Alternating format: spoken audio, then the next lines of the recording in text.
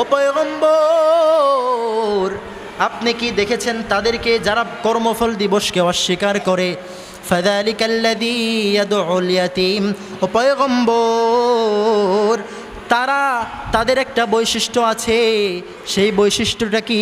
আল্লাহ তাআলা বলে তারা ইয়াতিমদেরকে যখন দেখে ইয়াতিমকে ধাক্কা দেয়। কি করে? ইয়াতিমকে ধাক্কা দেয়। আল্লাহ তাআলা বলেছেন ফাযালিকাল্লাযী ইয়াদউল ইয়াতীম। যখন ইয়াতিমদেরকে তারা দেখে তখন তারা ধাক্কা দেয়। এই ধাক্কা দেওয়ার ব্যাখ্যা বা ফাযালিকাল্লাযী ইয়াদউল ইয়াতীম এর ব্যাখ্যা হলো চারটা। জোরে বলেন না, কয়টা? সবাই বলেন। সবাই এখনো বলে নাই, সবাই বলতে হবে। কয়টা? ফাযালিকাল্লাযী ইয়াদউল ইয়াতীমের ব্যাখ্যা কয়টা? চারটা ব্যাখ্যা। এক নম্বর, আল্লাযী ইয়াকহারুল ইয়াতীমা। এক নম্বর ব্যাখ্যা, আল্লাহর পয়গম্বর বলেন, আল্লাহ তাআলা বলেছেন ফাযালিকাল্লাযী ইয়াদউল ইয়াতীম। আল্লাহ তাআলা বলেছেন কাফেরদের একটা বৈশিষ্ট্য, যারা আখিরাত দিবসকে বিশ্বাস করে না, যারা কর্মফল দিবসকে বিশ্বাস করে না, যারা বিচার দিনকে বিশ্বাস করে না, তাদের একটা বৈশিষ্ট্য ফাযালিকাল্লাযী ইয়াদউল ইয়াতীম। তারা ইয়াতিমদেরকে ধাক্কা দেয়। এই ধাক্কা দিয়া আল্লাহ তাআলা কি বুঝাইতে চাইলেন? মুফাসসিরিনে কেরামগণ তাফসীরের কিতাবের মধ্যে লেখে ফাযালিকাল্লাযী ইয়াদউল ইয়াতীমের ব্যাখ্যা হলো চারটা। এক নাম্বার, আল্লাযী ইয়াকহারুল ইয়াতীমা। এক নম্বর হলো ইয়াতিমকে ধমক দেওয়া। জোরে বলেন, কি করা? এক নম্বর ব্যাখ্যা, ইয়াতিমকে ধমক দেওয়া। ওয়ালা ইয়াজলিমুহু হাক্কা। দুই নম্বর ব্যাখ্যা হলো ইয়াতিমের সম্পদ, ইয়াতিমের মাল অন্যায়ভাবে আত্মসাৎ করা।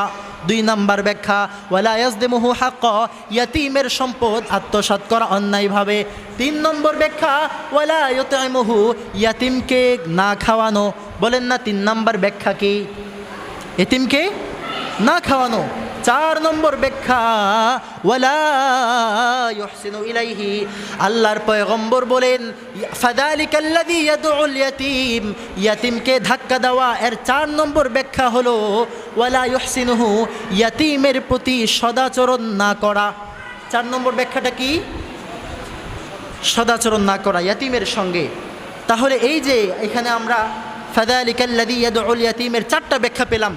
ইয়াতিমকে আল্লাহ তাআলা বলেন যে কাফেরদের একটা বৈশিষ্ট্য, যারা কর্মফল দিবসকে বিশ্বাস করে না, বিচার দিবসকে, বিচার দিনকে মানতে চায় না, যে মৃত্যুর পর পুনরায় আবার জীবিত হবে, পুনরুত্থান হবে, হিসাব নিকাশ হবে, এই আকীদা তারা পোষণ করে না, এই আকীদা তারা লালন করে না, এই বিশ্বাস তারা স্থাপন করে না। আচ্ছা, আগে আমরা আমাদের আকীদাটা শুদ্ধ করে নেই। আমাদের আকীদা কি? মৃত্যুর পর পুনরায় কি উত্থান করা হবে না? অবশ্যই অবশ্যই মৃত্যুর পর পুনরায় আল্লাহ তাআলা আবার জীবিত করবেন এবং আমাদের হাসর নাসর হবে, হিসাব নিকাশ হবে। কথা বলেন, ঠিক কি না?